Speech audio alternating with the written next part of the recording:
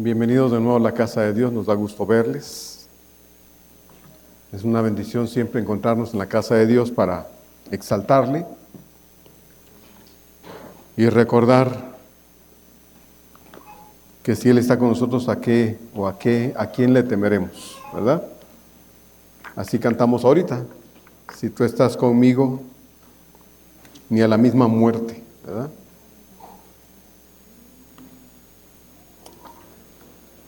Bienvenidos a la casa de Dios. Les invito a que abran sus Biblias en la carta de Pablo a los Efesios, capítulo 2.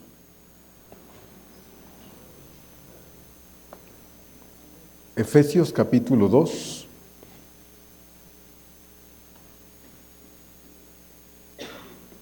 Vamos a leer los versos 2 y 3. Efesios 2, 2 y 3.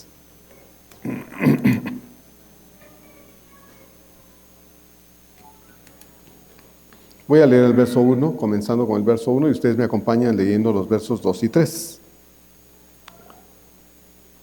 Bien, dice así la palabra del Señor. Y Él os dio vida a vosotros cuando estabais muertos en vuestros delitos y pecados juntos, en los cuales anduvisteis en otro tiempo, siguiendo la corriente de este mundo, conforme al príncipe de la potestad del aire, el espíritu que ahora opera en los hijos de desobediencia, entre los cuales también todos nosotros vivimos en otro tiempo en los deseos de nuestra carne, haciendo la voluntad de la carne y de los pensamientos, y éramos por naturaleza hijos de ira, lo mismo que los demás. Todos nosotros fuimos en el pasado personas que no conocíamos a Cristo.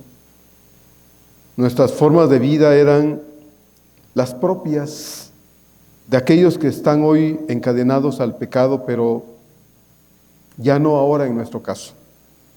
Porque hoy tenemos vida verdadera, vida nueva en Cristo. Él nos ha dado esta vida plena y es nuestro deber, hermanos, nuestro privilegio o derecho, como usted quiera decirlo, vivir cada día como verdaderos hijos de Dios. El tema es el mismo de la semana pasada. Nos ha dado la verdadera vida.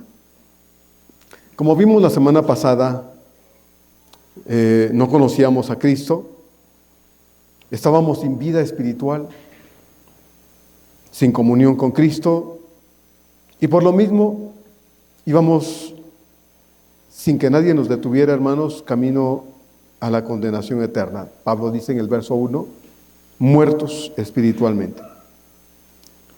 Pero Dios nos dio vida espiritual. El día que conocimos a Cristo, todo eso que éramos cambió. Dejamos de ser esas personas sin comunión con Dios para poder llegar a tener comunión con Él a través de Jesús. Esto fue algo inmerecido, algo que usted y yo no nos ganamos, que no obtuvimos por nosotros mismos, porque era imposible alcanzarlo por nuestros propios medios. Así que, como usted y yo ya sabemos, Cristo vino y ocupó nuestro lugar en la cruz y murió en nuestro lugar.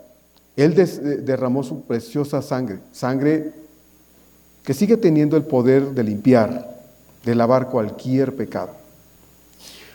Fuimos pecadores horribles delante de Dios, pero eso no le impidió a Dios amarnos, no le impidió a Dios vernos con misericordia y buscarnos.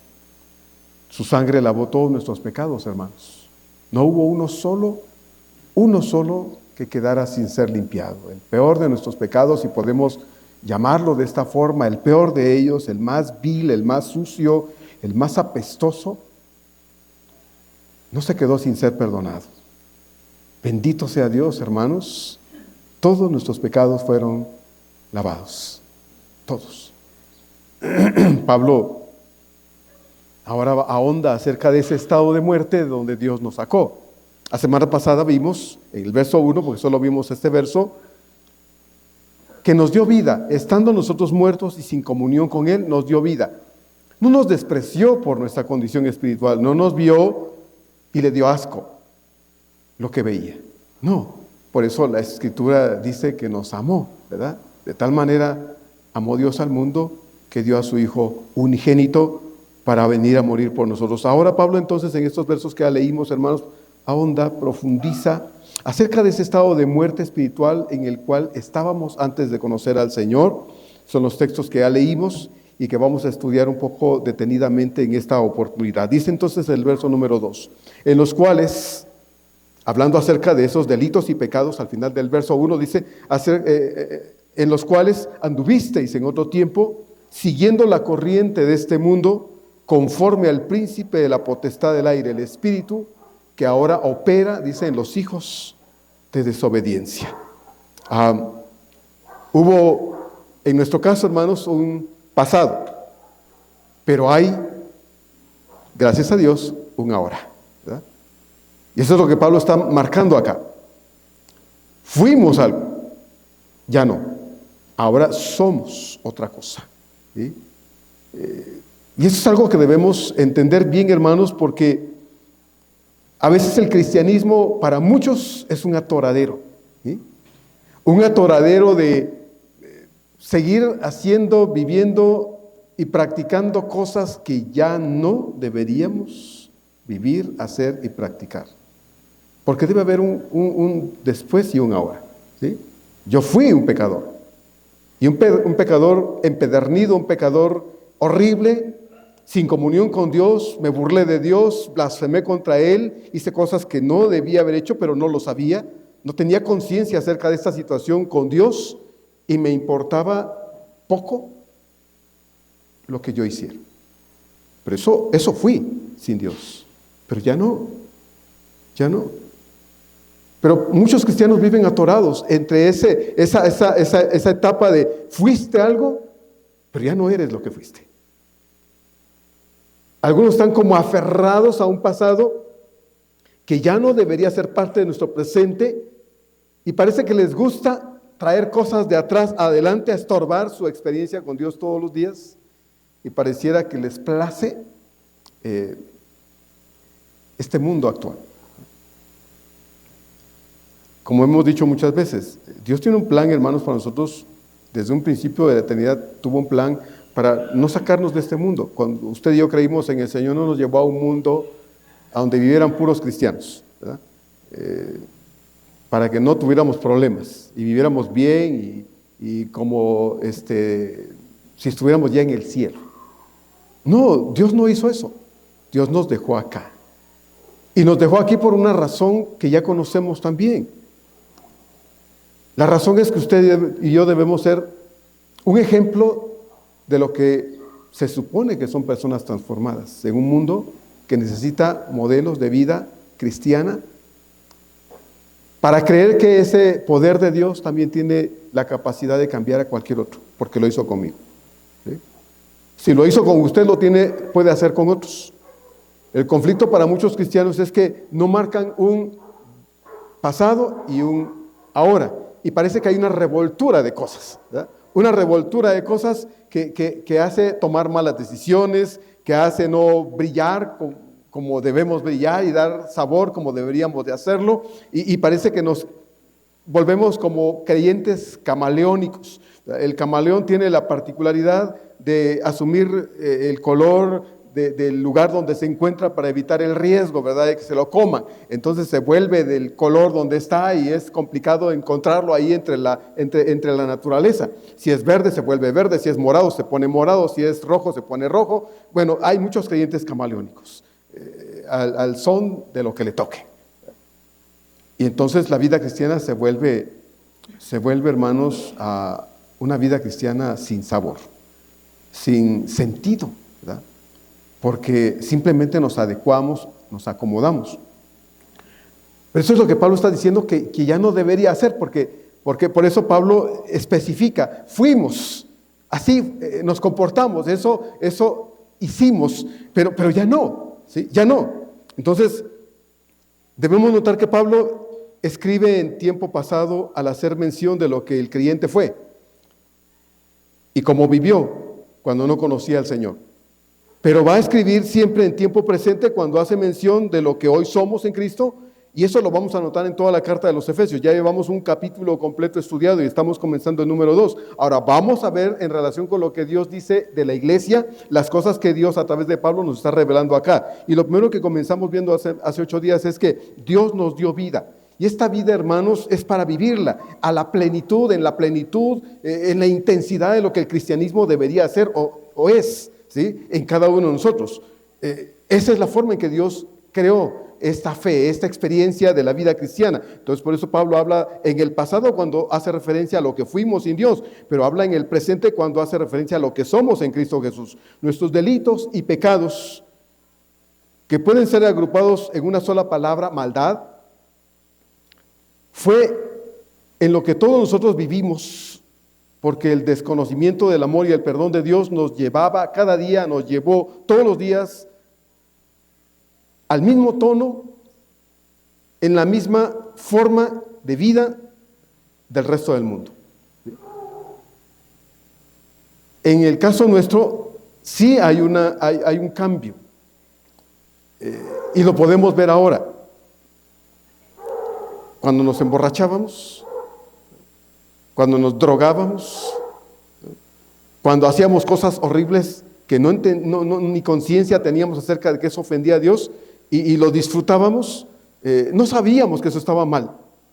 Pero ahora que conocemos a Cristo y vemos a alguien borracho, a alguien drogado, a alguien haciendo cosas horribles, nos preguntamos y nos asombramos. Eso fui yo, así me porté yo. De esta forma yo vivía todos los días, pero ya no. Bendito sea Dios, me sacó de esa vida terrible, sin sentido, a una vida distinta ahora en el Señor. Pero la vida cristiana, como lo vamos a ver, primero Dios, y Dios nos dé vida, en el resto de la carta no es solo para decir, soy cristiano. Gracias a Dios, la libré. Ya no me voy a ir al infierno cuando me muera. Ya no voy a ir a la condenación eterna cuando me muera. La libré. No, la vida cristiana no es solo para sentirnos libres de que nos íbamos a ir al infierno. La vida cristiana tiene otro sentido, hermanos. ¿Sí? Tiene otro sentido, otra razón de ser. Ahí en ese ambiente de pecado no teníamos entonces, cuando no conocíamos al Señor, hermanos, no teníamos reglas, no teníamos límites, no había respeto a nada. Y claro está, nuestra forma de vida ajena a Cristo nos llevó a ofenderlo, nos llevó a hacer cosas que blasfemaron en su contra, a burlarnos del Señor, pero no lo conocíamos. No lo conocíamos. Muchos de nosotros no nacimos en hogares cristianos, lamentablemente. No nos enseñaron desde niños a amar a Dios. Llegó el momento en la vida en que lo conocimos, en ciertas circunstancias complicadas de la vida, nos llevaron a reconocerlo como la única alternativa para un cambio de vida, una vida distinta. Estábamos hastiados, hartos, nos sentíamos vacíos por dentro, aún tratando de echarle de todo al corazón. Nos sentíamos vacíos hasta que Cristo nos dijo, aquí estoy. Tú me necesitas. Y fue que lo conocimos a Él y nos dimos cuenta que de verdad solo Él es la vida verdadera. Solo Él. Pero todo eso que hicimos, hermanos, fue porque no conocíamos la verdad. Y eso de alguna forma nos daba la razón para vivir como vivíamos. ¿Qué le podemos pedir a alguien que no conoce a Dios? ¿Que respete a Dios? No lo va a hacer. Pero se lo puedo pedir a usted, me lo puedo demandar a mí porque yo conozco al Señor. Pero quien no conoce a Dios simplemente hace lo que en su naturaleza es, y está capacitado y tiene esa intención de hacer todos los días, como la Escritura dice, solo lo malo, porque su corazón está inclinado a ello, pues está muerto espiritualmente. De ahí nos sacó el Señor. Estábamos muertos en nuestros delitos y pecados. Por eso, hermanos, lo ofendimos, por eso dijimos e hicimos cosas terribles contra Dios y le escupimos una y otra vez el rostro a Cristo, porque no podíamos hacer otra cosa distinta. ¿Qué podía hacer yo bueno? No podía hacer nada bueno, en realidad. Aunque aparentemente el hombre sin Dios puede hacer cosas con apariencia de bondad. Hace poco pasó ya la recaudación de dinero para el Teletón. Se reunieron millones de pesos y muchas personas dan grandes cantidades de dinero. Son buenas acciones. Acciones que no necesariamente, hermanos, representan corazones transformados, ¿no? Una persona puede defender a otra, viendo la injusticia en la calle, alza la voz y grita defendiendo a otras personas. Vemos multitudes saliendo luego a las calles haciendo cosas horribles, defendiendo ciertos ideales, pero lo hacen sin una conciencia desde el corazón, es una reacción natural, ¿verdad? Alguna vez un hombre se le acercó al Señor y le dijo: maestro bueno. Y el Señor le dice: bueno, ¿por qué me llamas bueno? Nadie es bueno, solo Dios. Ahora, Jesús no estaba diciendo que él no fuera bueno, porque él era Dios. Lo que estaba diciendo Jesús a este hombre es: el hombre no es bueno esencialmente. El hombre sin Dios no es bueno. Intenta hacer cosas buenas, procura hacer cosas buenas, pero no es algo que viene de un corazón transformado. Por eso Santiago habla acerca de las obras que identifican al cristianismo, ¿no?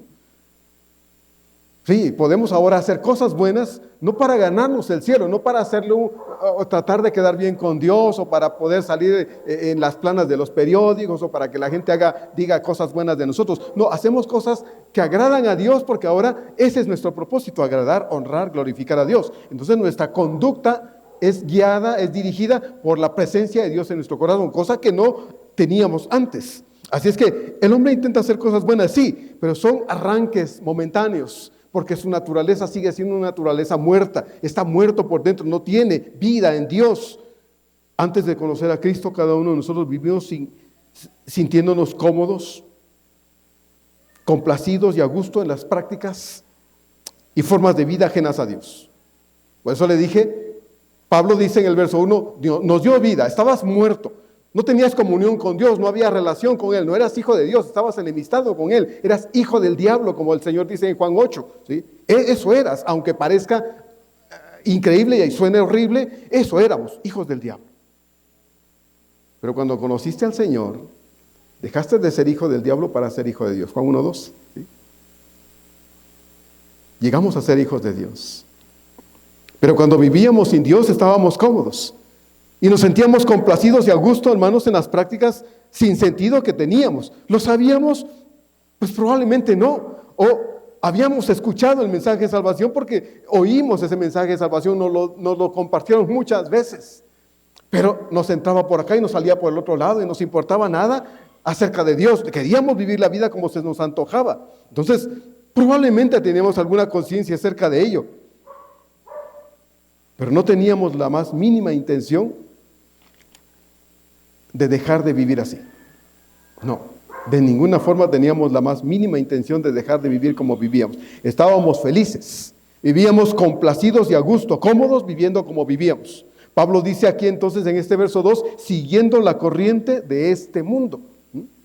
Siguiendo la corriente de este mundo. Por eso en el capítulo 4, aquí de esta carta a los Efesios, en este capítulo 4 de los Efesios, en los versos 17 a 20, dice así Pablo, quiero leerlo.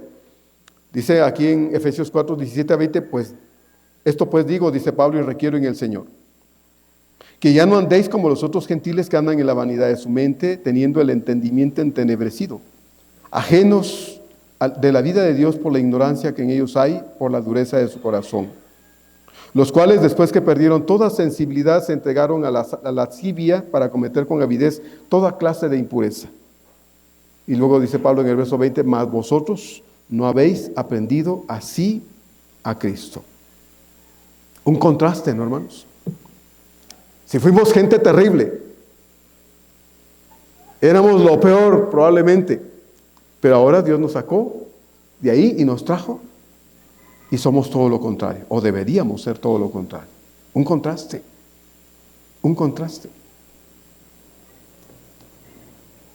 Luego los versos 22 a 24 dice este mismo capítulo 4 aquí de Efesios, versos 22 a 24, dice: en cuanto a la pasada manera de vivir, dice Pablo, despojaos del viejo hombre, que está viciado conforme a los deseos engañosos, y renovaos en el espíritu de vuestra mente, y vestidos del nuevo hombre creado según Dios en la justicia y en la santidad de la verdad.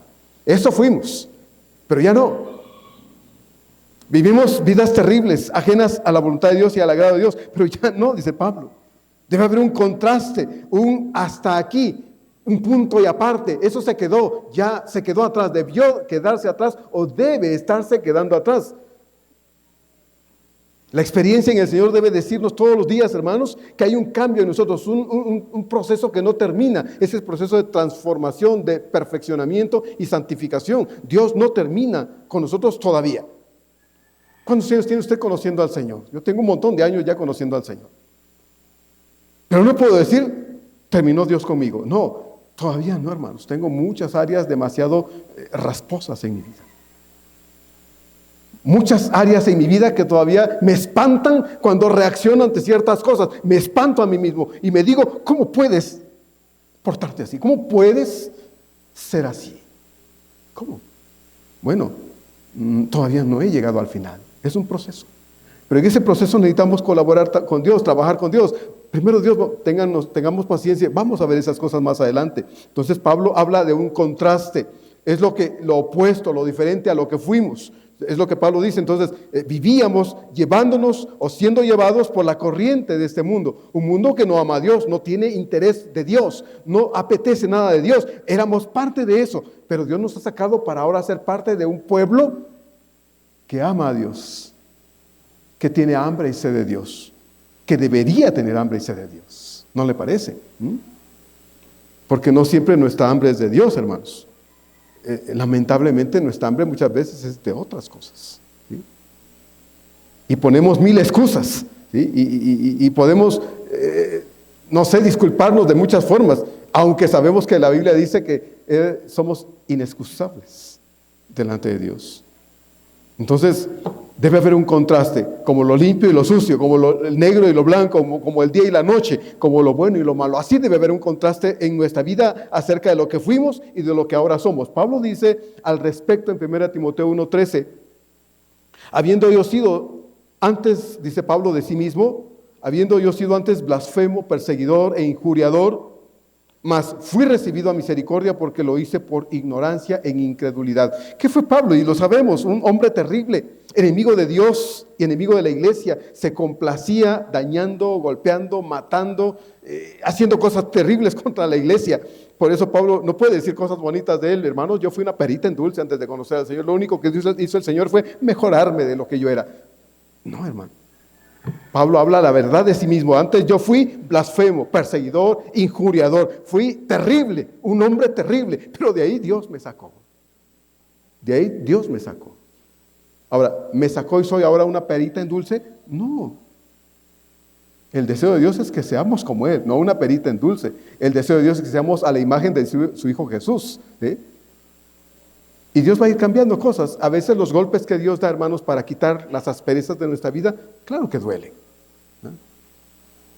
A veces duelen y tenemos que parar en el hospital, ¿no? Temerosos de que la vida se acabe porque nos dio una enfermedad terrible, un órgano interno nos falló y hay que ir de emergencia al hospital y nos dicen, oiga, usted viene grave, tal vez se va a morir.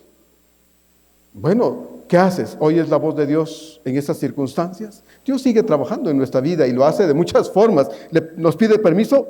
No. Tiene todo el derecho de hacer con nosotros, de nosotros lo que Él quiera, hermanos. El día que usted le dio su corazón al Señor, le dio toda la autoridad. ¿Se acuerda? ¿De veras, pastor? Sí, eso hizo. El día que usted vino al Señor, le dijo, haz conmigo como quieras. Y de vez en cuando lo cantamos. Transfórmame, ¿qué dice? Moldéame, ¿qué más? Quebrántame. Alguna vez me dice un hermano, yo por eso no canto eso, hermano. ¿Cómo usted cree que le voy a pedir a Dios que me quebrante? Estaría loca para pedirle a Dios esto. Bueno, no se preocupe, hermano, aunque usted no se lo pida, Dios lo va a hacer. Usted es hija de Dios y bueno, Dios tiene todo el derecho de hacerlo.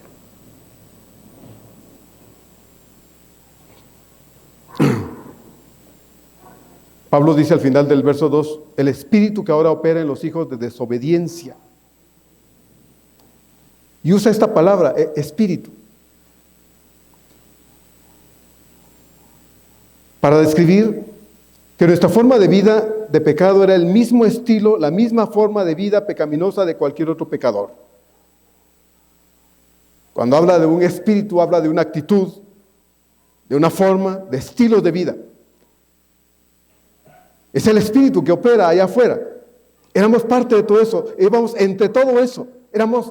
conformamos todo ese mundo que ofende a Dios, blasfema contra Dios, se ríe de Dios y no le interesa nada de Dios. Pablo dice, eso éramos. Estábamos entre toda esa corriente y nos dejábamos guiar por ese mismo espíritu porque conformamos parte de ese mundo que no tiene nada que ver con Dios. Por eso, hermanos, es que debemos tener mucho cuidado. Porque sí estamos ahí, pero no somos de eso. Por eso, este mismo versículo 2 lo traduce en la versión Dios habla al hombre de esta forma. Me gusta cómo la versión Dios habla al hombre lo traduce y quiero leérselo. Dice, en que vivían, pues seguían los criterios de este mundo y hacían la voluntad de aquel espíritu que domina en el aire y que anima a los que desobedecen a Dios. En que vivían, dice la versión Dios habla hoy, pues seguían los criterios. Y está hablando también y traducen en tiempo pasado. Ya no somos de esto, hermanos. Cada persona que nace es un pecador. Nadie queda fuera de esta realidad espiritual. Todo ser humano nace siendo pecador. Las Escrituras lo dicen tajantemente. Romanos 3:23 nos recuerda, por cuanto todos pecaron y están destituidos de la gloria de Dios. No hay nadie que se salga de esta realidad espiritual. El Salmo 51:5 dice David, inspirado por el Espíritu de Dios, he aquí en maldad he sido formado y en pecado me concibió mi madre. Entonces, todo ser humano es pecador. Cuando usted nació, era un pecador. Cuando usted fue concebido por su padre y su madre, usted fue concebido en pecado. Era un pecador en formación. Y cuando nació un pecador. Y cuando usted creció, empezó a manifestar esas acciones, ese carácter, esa naturaleza alejada de Dios. Es lo que está diciendo Pablo en Romanos 3:23. Por cuanto todos pecamos y estamos separados de Dios. Pecadores. Todo ser humano es un pecador. Aun aquellos que nacen de padres cristianos. ¿Sí? No porque usted es cristiano y su esposa es cristiana, usted tiene un cristianito cuando nace. No. Son pecadores. Por eso a los niños se les habla de Dios, hermanos. La semana pasada tuvimos aquí un evento para niños. Para hablarles la realidad del Día de Muertos, del Halloween, de esa mezcla, ese collage de cosas que ahora se practica aquí en México. Necesitamos enseñarles a los niños que Dios los ama. Necesitamos decirles a los niños que a pesar de lo que ellos viven a veces en sus casas, cosas horribles que viven en sus casas y ven en sus casas y oyen en sus casas, Dios los ama. Dios los ama. Entonces, nacemos siendo pecadores. Todo ser humano es en general, hermanos, un pecador. Es engendrado por pecadores y nace siendo pecador. Crece y sus acciones, decisiones, sus formas de vida solo van evidenciando lo que son delante de Dios, pecadores. Y cuando crecen, siguen la corriente, dice Pablo, de este mundo. Seguimos la corriente de este mundo porque de allí Dios nos sacó, a usted y a mí. ¿Sí? Tal vez nuestros padres eran excelentes cristianos, pero la salvación no se hereda. Usted le puede heredar a sus hijos cualquier cosa, pero la salvación solo la da el Señor. Y por eso hay que enseñarles a los niños que Dios los ama, insistirles a esos niños que Dios los ama. Y esta iglesia tendrá que seguir gastando dinero todos los años en hacer escuelas bíblicas y actividades para niños, porque los niños necesitan saber desde pequeños que Dios los ama. Porque cuando crezcan, esa luz, esa verdad sembrada en su corazón pueda alumbrar su corazón entenebrecido y puedan recordar que Dios los ama. Aquí estuvo una chica antes, hace muchos años, diciendo, vengo hoy, no me conocen, pero yo estuve en las escuelas bíblicas acá. Y aquí me enseñaron ustedes que Dios me amaba. No vengo a esta iglesia, voy a otra iglesia, pero vengo a decirles gracias porque ustedes me enseñaron que Dios me amaba. Y ahora yo soy cristiana. Eso es lo que tenemos que hacer. Enseñar a los niños que Dios les ama, porque los niños también son pecadores. Entonces, todos crecemos y un día se empieza a manifestar esa naturaleza pecaminosa. Seguimos la corriente de este mundo, es decir, nos acomodamos a las formas y estilos de este mundo que no ama a Dios, ni lo conoce, ni quiere conocer a Dios. Asumimos formas y estilos y por lo tanto nuestra conducta, nuestros hábitos y cómo somos resultaron idénticos a los de todos los que no conocían al Señor. Porque quienes no conocen a Cristo están esclavizados al diablo, aunque aunque no lo sepan. Él es el príncipe de la potestad del aire, porque como muchos no lo saben, Él domina, controla, ejerce dominio sobre las personas que no conocen a Dios.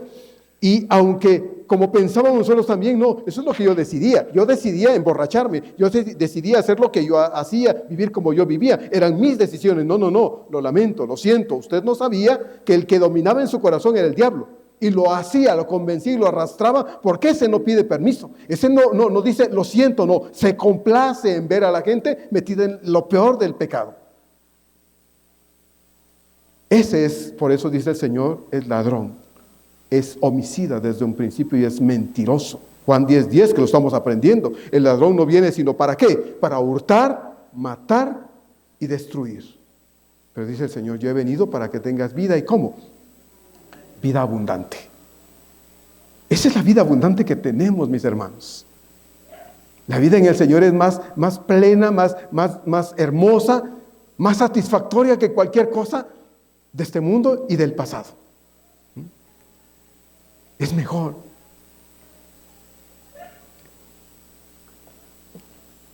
Entonces, vivimos siendo parte de ese mundo que no conoce a Cristo. Pues los que no conocen a Cristo son esclavos del diablo, como el Señor lo dice también en Juan capítulo 8.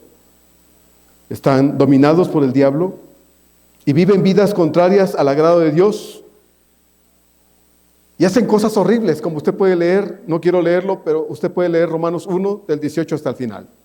Y como no tomaron en cuenta a Dios, dice Pablo, Dios los entregó a pasiones vergonzosas, a cosas horribles.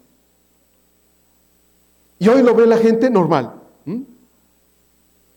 Allá afuera se ve normal. Que un hombre ande agarrado con otro hombre de la mano y se besen, y aún se casen y adopten hijos, ¿verdad? Porque la ley se ha pervertido desgraciadamente para hacer cosas horribles, como dice el mismo texto de Romanos 1, 18 hasta el final, y vemos a dos mujeres, ¿verdad? Diciendo que son pareja, y la gente dice, pues qué bonito, bueno, ¿sí? ¿Cómo puede juzgar el que no conoce a Dios lo que no está mal? Lo que está mal, si no sabe identificarlo en él mismo, en ella misma. Entonces, sí necesitamos comprender, pues, sí, de todo eso Dios nos sacó. En esa formas de vida nosotros vivimos. Por eso, hermanos, es tan peligroso permitirnos, nosotros los creyentes, permitirnos despreocupadamente adoptar costumbres, modas, conductas, hábitos y cualquier cosa que el mundo acostumbra. Por eso es peligroso no darnos cuenta de cosas que estamos trayendo a nuestra vida y permitiendo que sean parte de nuestra vida, porque eso es lo que el mundo hace, porque no conoce a Dios, y viven así porque no conocen a Dios, y porque la luz de la palabra de Dios, hermanos, no les ha alumbrado el corazón. Por eso es que en las tinieblas ellos no pueden darse cuenta de esas cosas. Nosotros vivimos en la luz. La luz está en nosotros, y nosotros sí podemos identificar lo que está bien y lo que está mal, lo que no está bien allá afuera y lo que sí está mal. Eso sí lo identificamos nosotros y podemos decir, no, eso no lo veo yo, eso no lo hago yo, eso no lo practico yo, eso no lo hago parte de mi vida. Nosotros sí lo podemos hacer, pero es terrible cuando nosotros los cristianos, hermanos, adoptamos costumbres, hábitos, formas o cualquier cosa que el mundo acostumbra, porque nosotros ya no pertenecemos a ese mundo, hermanos, ya no. Ya no pertenecemos a ese ambiente, a esa corriente, a todo ese ámbito donde Cristo no está. Donde Cristo no está. Usted puede vivir la vida y disfrutarla, hermano. Y no me estoy contrariando. Infinidad de veces he dicho lo mismo. Pastor, entonces yo no puedo divertir. Claro que puede. Entonces, pastor, no me puedo disfrutar la vida. Disfrútala como usted quiera. La Escritura dice, anda en los caminos de tu corazón y en la vista de tus ojos. Haz lo que quieras, pero acuérdate que de todo esto, Dios te va a juzgar. Dios te va a juzgar. No, pues así quien se divierte, pastor, si usted me está amenazando. Yo no. Yo no tengo por qué amenazarle a usted. Le enseño. Y quien debe tomar decisiones es usted y yo. El mundo hace cosas que la Biblia no enseña. y vive de formas que la Biblia no enseña. Y yo las voy a hacer porque me siento obligado. Bueno, eso es su decisión. Es su decisión. Pero Dios nos ha dado la capacidad de decir no. No, lo siento, lo lamento, no puedo, no quiero. Y eso es convicción. Es que el pastor me regaña, es que en la iglesia prohíben. No, ¿quién dice? ¿Quién dice, hermanos? ¿Quién dice? ¿Quiere usted ser amigo del mundo? Pues sea amigo del mundo, pero sepa que la Biblia dice, Santiago 4, que el que se hace amigo del mundo se constituye en enemigo del Señor. Entonces, no le estoy diciendo a usted no viva su vida, vívala. Usted puede ir a una invitación de amigos, vecinos, familiares, a alguna celebración, vaya. Pero no son cristianos, vaya si usted quiere, vaya a una celebración, a una cosa, a un paseo, lo que sea, pero tenga cuidado de lo que va a hacer ahí. Vaya a una boda, se le invitan, aunque sea una boda de gente que no conoce al Señor, un aniversario, el que sea, unos 15 años, o un bautizo si quiere. Vaya, pero tenga cuidado de lo que hace. Tenga cuidado de lo que hace, porque usted ya no es parte de todo eso, ¿no? ¿Puede usted, como cristiano, aceptar ese tipo de invitaciones? Sí. Pero no vaya y haga lo que los demás hacen. Establezca límites para usted. Establezca hasta dónde usted, de acuerdo a lo que la luz de la Escritura le enseña en su corazón, usted puede hacer o no hacer. Que a mí me invitan personas inconversas con las que yo tengo contacto a una actividad, voy.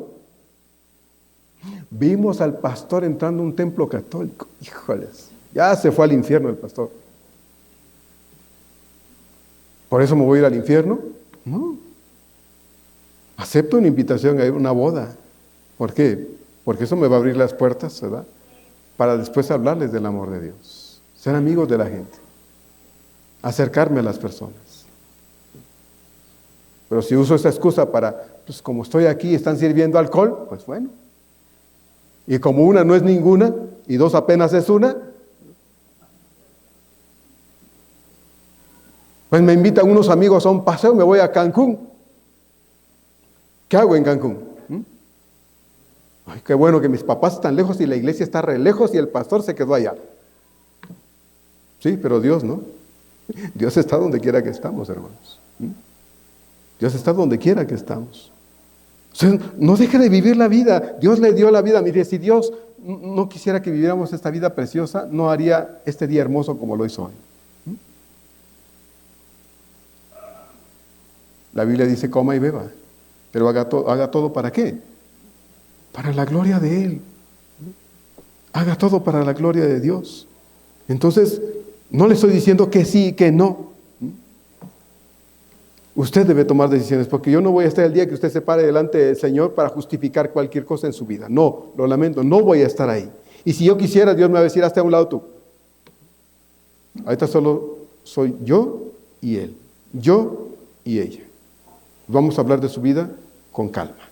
Tengo toda la eternidad para que ella y Él me expliquen lo que fue, lo que hizo. Eso va a ser. Y yo voy a estar esperando mi turno también. Entonces, hermano, tenemos que tener cuidado de no permitirnos licencias, permisos que no debemos ya a estas alturas de nuestra existencia, hermanos. Ya no.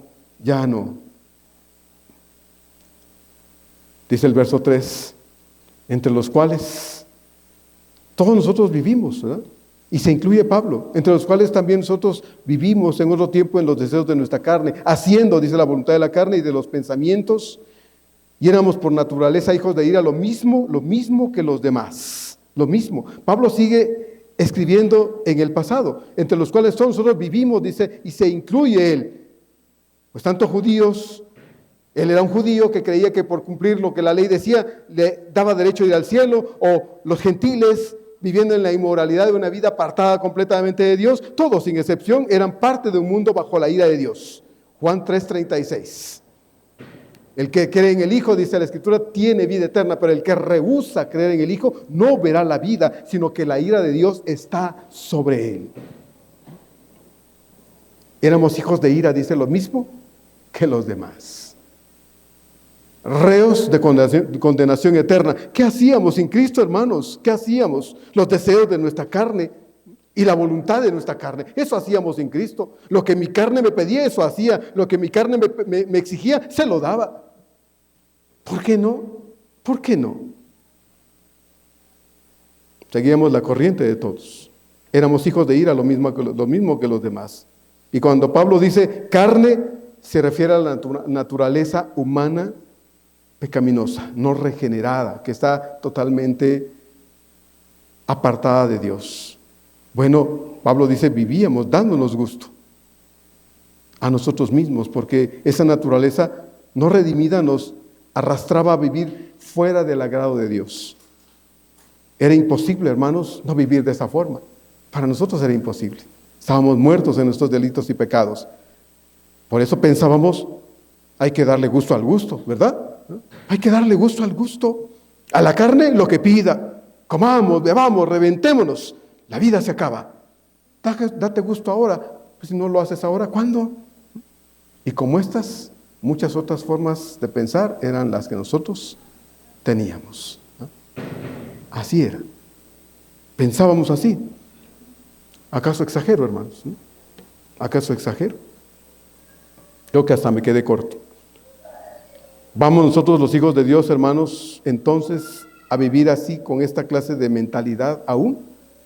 ¿Vamos a vivir así ahora, hermanos? Pablo dice en Romanos 5:1, justificados pues por la fe tenemos paz. Es decir, comunión, perdón, reconciliación, tranquilidad para con Dios por medio de nuestro Señor Jesucristo. Justificados por la fe en el Señor tenemos esto, hermanos, gracias a Dios. Tenemos estas cosas, son nuestras, gracias a Dios.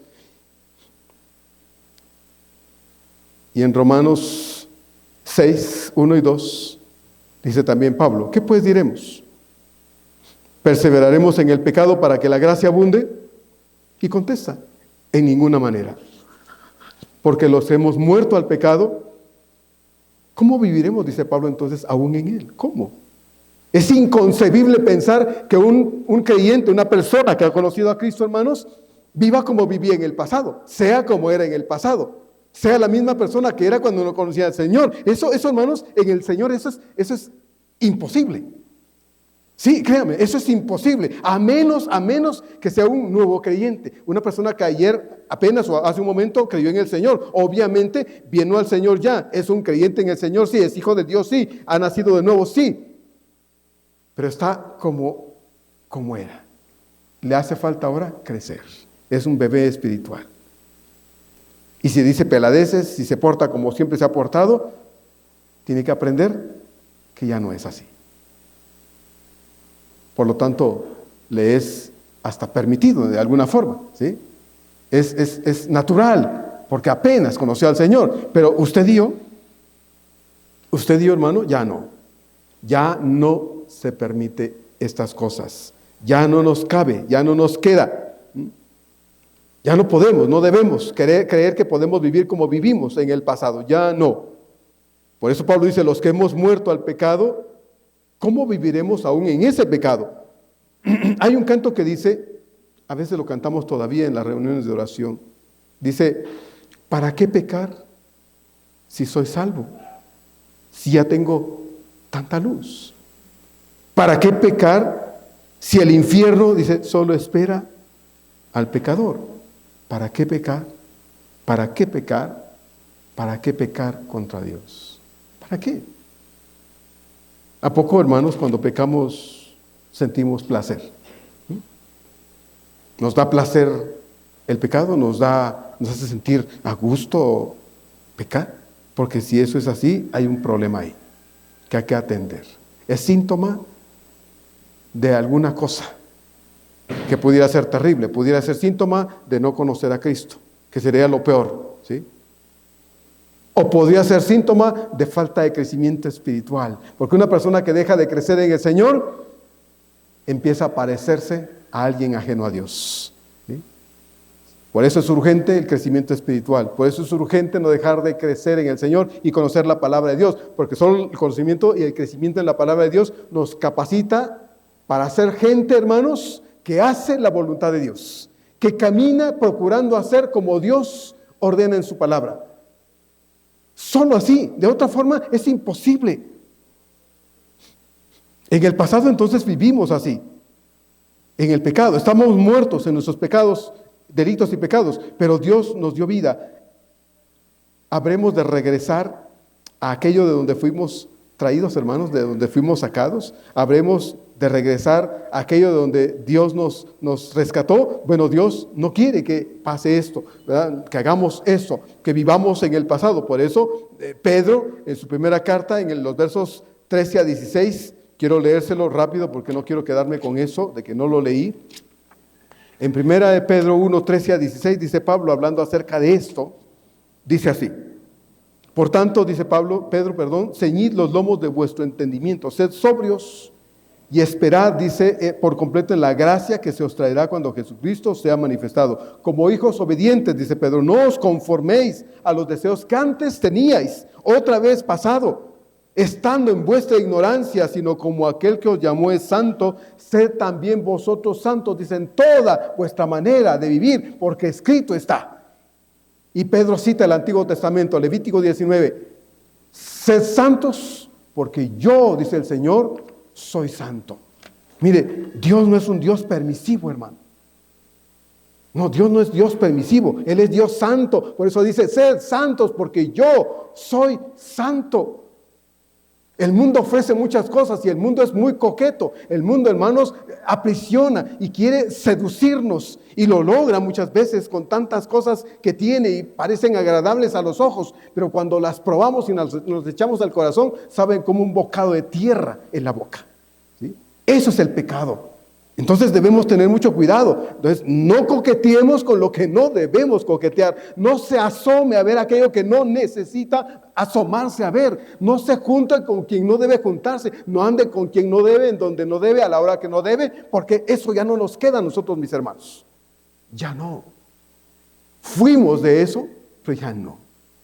Que pequemos ocasionalmente, ni modo, estamos en esta carne que nos arrastra muchas veces, como Pablo dice en Romanos 7, ¿verdad? Quiero y no puedo, quisiera agradar a Dios en todo, pero paro chillando por mi naturaleza pecaminosa que me arrastra a hacer lo que no quiero. Bueno, no es licencia para decir, porque como no puedo y soy un fracaso, entonces me voy de cara. No, tampoco, mis hermanos, tampoco. Por eso Apocalipsis 22:11 dice, el que es injusto, sea injusto todavía. Y el que es inmundo, sea inmundo todavía. Habla a los que no conocen al Señor. Pero ahora dice, pero el que es justo, practique la justicia todavía. Y el que es santo, santifíquese todavía. Hermanos, de todo ese mal que está por todos lados, fuimos sacados. No a fuerza. Dios no lo arrastró a usted a dejar de ser borracho. Dios no lo dejó a usted, lo arrastró a usted de las drogas para que no se siguiera drogando. Dios no lo sacó de la vida de adulterio para que ya no siguiera siendo adúltero. No, Dios no lo arrastró contra su voluntad. Usted dijo, yo no quiero seguir siendo esto. Usted y yo decidimos dejar esa vida de pecado. De todo este mal que está por todos lados fuimos sacados. Entonces, no a fuerza, no contra nuestra voluntad. Cristo nos dio la vida verdadera. Todo aquello en que vivimos, lo vivimos porque ignorábamos el mensaje del Evangelio. No conocimos la verdad desde un principio, no conocimos al Señor de amor y de perdón. Así que había razón y nuestra podrida manera de vivir estaba justificada. Se lo repito.